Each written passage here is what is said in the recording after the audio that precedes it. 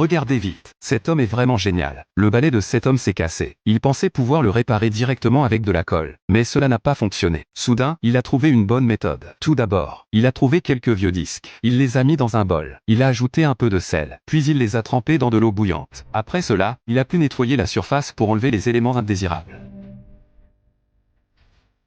Ensuite, à l'aide de ciseaux, il a découpé ces disques nettoyés en petits morceaux. Une fois découpés, il les a placés dans une tasse, et y a versé un peu d'acétone. Après les avoir laissés tremper pendant un certain temps, il les a mélangés uniformément. Cela a permis de former une sorte de colle.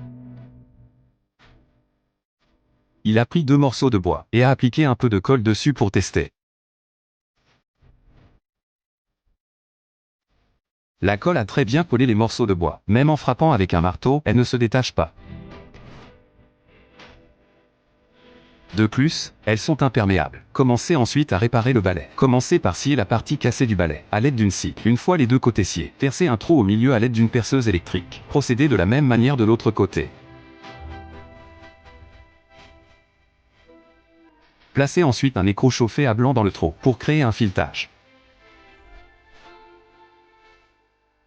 Une fois les deux côtés travaillés, trouvez un boulon plus long. À ce stade, vous pouvez appliquer de la colle, puis le visser dans le trou. D'un côté, vous devez couper à l'aide d'une scie. Ensuite, appliquez de la colle de la même manière. Vous pouvez ainsi relier les deux côtés. Une fois ce résultat obtenu, enveloppez un morceau de moule en plastique. Trouvez ensuite des copeaux de bois, et ajoutez-y de la colle pour mélanger. Une fois le mélange homogène, placez-le dans l'espace vide au milieu, jusqu'à ce que tout soit rempli.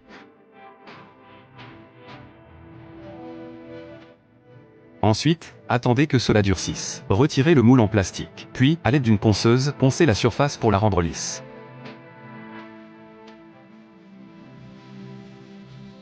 Afin que cela soit plus durable pour une utilisation future, il ajoute un peu de peinture rouge dans la colle. Après avoir bien mélangé, il enduit tout le bâton de bois d'une couche. Cela rend le bâton solide et imperméable. Que pensez-vous de cette technique de réparation? Sur une échelle de 10, quelle note lui donneriez-vous?